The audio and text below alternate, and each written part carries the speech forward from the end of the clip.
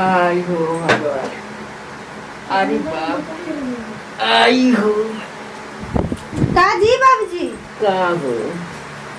बड़ा रहो सुत गया माई आई बाबू कल मैंने का समाचार बा अरे देखो तारी की जान ले उठिए नहीं थे जाते का भइल बा जना में अरे इतना दर्द भइल बा बुझा तक कि कोनो कोखे मार देल बा ई तो बात रो सही कहनी ये घरी के कारे कैसा रानी बाड़ी सन मां धोनी के कोख मार देतै सन मेरा रो के मैं मर्दनवा के कोख मार देतै सन जनी मार के चली गई के जी देखनी है आई हो दादा रे गोल पिए तो बेले चार भाला खोले दिया ए भगवान चारों- हम जानता नहीं बेचारा नहीं बुढ़ऊ जिंदगी भर सुख ना कइलन इनका मेहरा रू तो बेचारी वही तरी गोबर पात पात के केहू तरी खेती गृहस्थी कई के आ जियली अपन बाल बच्चा आई हो उठी दम लगा के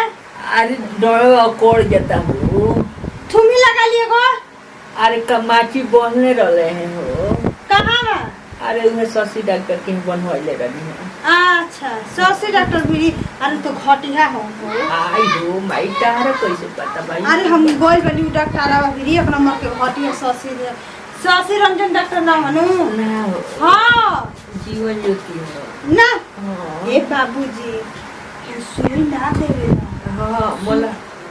सुई दे के मलहम दे के मल के बतावे ला घटिया हम जानत ऐसा बात मत बोलो हाँ अपनी ना कहानी अपनी मेहरारू को मत चाहते हैं ना अपना बेटी पतो के जमी अरे ऐसा ई कहा मत अगर तो लगियन गाड़ी दे जरूर अलग बेलग से कमेंट में गाड़ी दिहन त का गरिया उनकर भी रही हमारा भी ना आई हो हम अपन दुआरी पका लटकाई बोर्ड में अजान तो ए बाबूजी हां कनी की दाल के पानी या भात बनले बनी तनी खा ले बुझाते नहीं कि कोखावा के बतावे ना कैसे सही हुई को खावा की ये सही होई नु किया का गिलास नीम आ मरचा घोर के ओकरा मुंहे पर बिग दी शशि रंजन के का ए बाबूजी जाके अपन कोख के दवाई कराइन जी तनी परवार झपरवार देखावा ले हेब अरे जहिया ले गोइल बिया तहिया ले मंतरे मारा चलती है हो हीरामन झारे लो अरे जतना बहिला लइका बाण सनु मन ले कहत चलती है बता मन कोखिया मारी ना बाबूजी अब कहाँ बाड़ू हो आई जी चाय पी लई कोनिया का आ का चाय पिएबू गैस तो बुझाता कि तंग कइले बा एगो गाय सब गोलियां खा लई लड़कनिया हरी हाँ छोटा तनी बोलाई तनी देख आया वो ना है ने हो रुकिया में कराही चावल बानी गैस पर आ दहिया ले ली हो दही जमे ना हाँ। ए बाबूजी तनी देख बगलिए में जमेला ना भाग बगल में दही जमे रो तो पानी जी बगल में कहते तो बगली में दही ले अच्छा दूसरा के घर बा अच्छा ले ली हो कुदारी से कटाला दही हाँ ठीक है दे दे 12 किलो ले ली हो छाली मार के कटाला ठीक है भाई ले लूं कम छोड़ेला का जी आ गई नी आ गई आ दीदी आप आई बनी का हाँ ए देखो आपके हाना मत काट दे कहतनी ना कि चली बढ़ जतनी अब बैठी जा का आजकल लागल बा काहे कनिए भरी सब चलता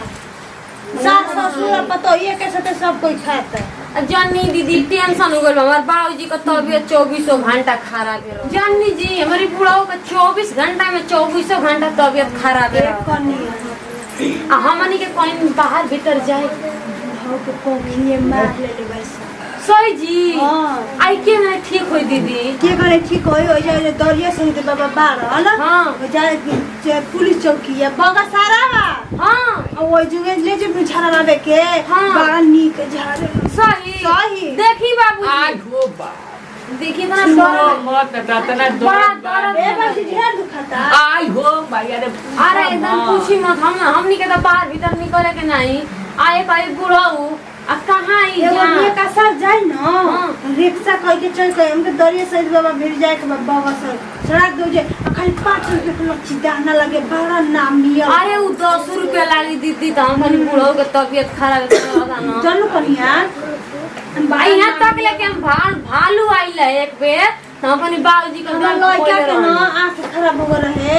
तो हम लेवन हो जे तो हम बड़ा ठीक बा। आ चुप रह का लइका फोइका जाता ना बहिला लइका बड़ा से साला तुमको नहीं ये बाबू जाई तेरी मत जाई लैट्रिन में तनी हाँ। जाई लैट्रिन को के जीवे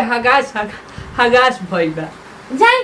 अरे बाप अब दे गिर गई तो कहां अब आई हो जाता बूढ़ी तनी रहत आई है तेल हो तक सार अरे कौनो जना के पास आरी बुझाता बौसीर को बर जाई हो जाई जाई जाई आ तनी बाँस लगाओ ना इंजन हो इने के खराब हो गइल। पुरान हो गइल ना बा आई हो माई इंजन है खराब है तो का ए दीदी धोतिया बिगड़ गइल बा बुढ़ऊ का हां देख का कर इंजन खराब हो गइल बा। एकदम फ्री हो गइल बा सही के दीदी एकर दवाई कर बताई जी दवाई उहे को बा। सही हां अब बड़ी परेशान बनी इनकर इंजन में उनकर भभूत लेके लगा दी हम। बड़ा हमने के परेशान बानी अब सही के पूछी मत मन करता कि जहर और खा के मर जाएंगे का करी ना एक कनिया ऐसे ना कहल जा। बुढ़ऊ बीमार रहा न त हमार बड़ी एनी ओनी जीव होला बितरल बितरल मन और रोइले भात नहीं और मन हो जाई ए तरी ना कहल जाला खत्म आहो हम जइबू ल पुराऊ जा कहू लटिंगवा केनिए ढुकत ही में खराब कर देल ना पुराऊ खराब कर देल बड़ा एकदम धोती एकदम खराब कर देल बड़ा दा एक गिर कनिया गेल बड़ा कुंकुड़ी है बुढ़ऊ कहो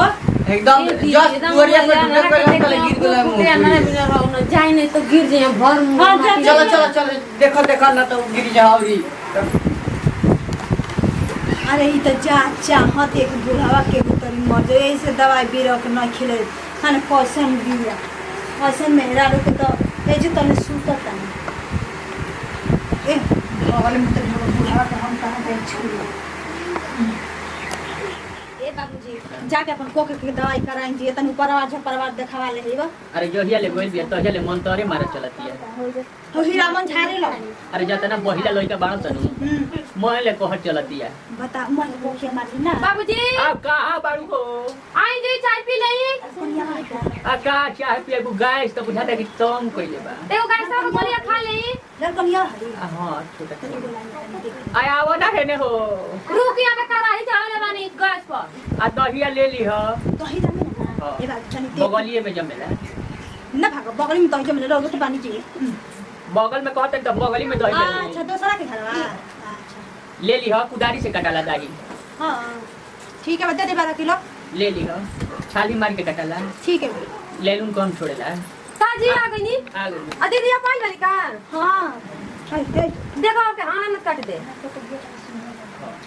कहता नहीं ना कि चली बढ़ तनी अब बैठ जा का आजकल लागल बा काहे कनिया घर सब चलता